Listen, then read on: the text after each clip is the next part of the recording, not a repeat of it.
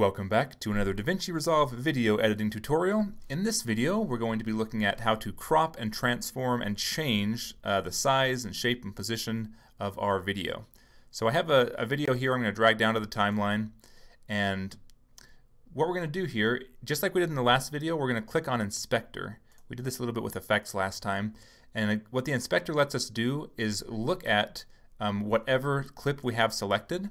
So whether it's in our timeline or in our media pool, it lets us look at some options that we can change here. So there's no effects applied, so we can't see any effects, but again, if we applied an effect, we would see this open effects in addition to video and audio.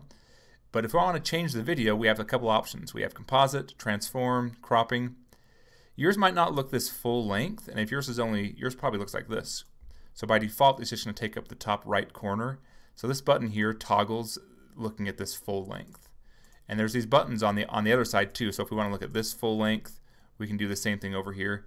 That's just what this icon does here, is it toggles full length and kind of lets you adjust so you don't have to do a lot of scrolling. Anyway, composite we'll touch more on later. It just talks about how the video appears in relation to other video tracks. Transform, this is where we're going to be able to zoom and change the size of our video. We can change the position on the X and Y axis. We can change the rotation of the video. We can do pitch and yaw. Whoa, like sort of like a little bit like in 3D space, but not really. And then the anchor point changes like where, the point that it's based off of. If I want to reset some of these, we can click this button to the side. So if I want to get rid of the rotation, we just click here. And if I want to reset all the changes I've done in Transform, I can click this button right here, just to reset everything back to how it was before I started messing with it. If I want to change the X and the Y without them being linked, I can click this little chain icon in the middle, and now I can stretch the video without it. I can stretch on like the X axis without the Y axis doing something, so I can do them independent of each other. And again, I can reset those, and then reset actually relinks them too. Cropping is much the same way. So if I want to crop left, this is just going to crop from the left side of the video. So it just starts cropping over. So in this one, I'm going to have a blank black space. Sometimes what people want to do is they want to actually crop into a certain part of the video. So I would do crop left, crop right, and then crop the top and then the bottom. And maybe we do it just like that. And then what I would want to do, so if I render this video out right now, I'll have a whole bunch of black space. Or maybe I just want to show this part of the video, so I would need to both crop and also do some scaling. So we would scale this up here and then change the position of it so that it was kind of right in the middle. And this way, it'll be a little bit pixelated, but at least this way it kind of gets the full video, takes up the full portion of the video, you know what I mean?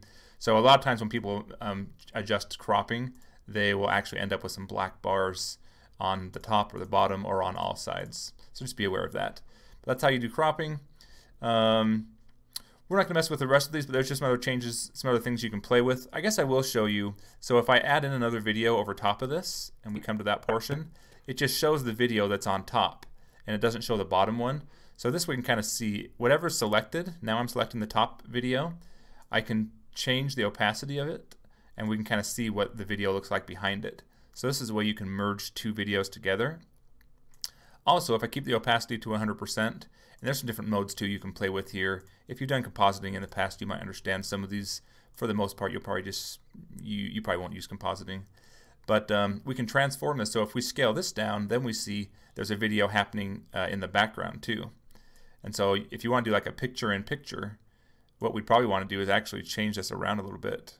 So let's have this one be the top video and this one be here.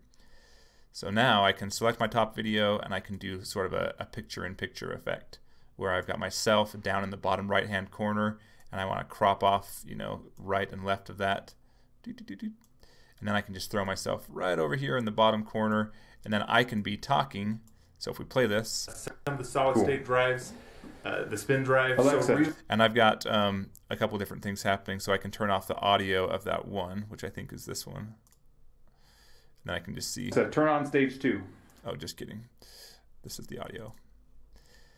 Anyway, so that just shows you an example of of something you can do with this transform and cropping. You can do video and video. You can do lots of things. So sometimes people think that they're trying to add they're looking for an effect to create this, when really it's just going to be in this over here under the settings for the inspector.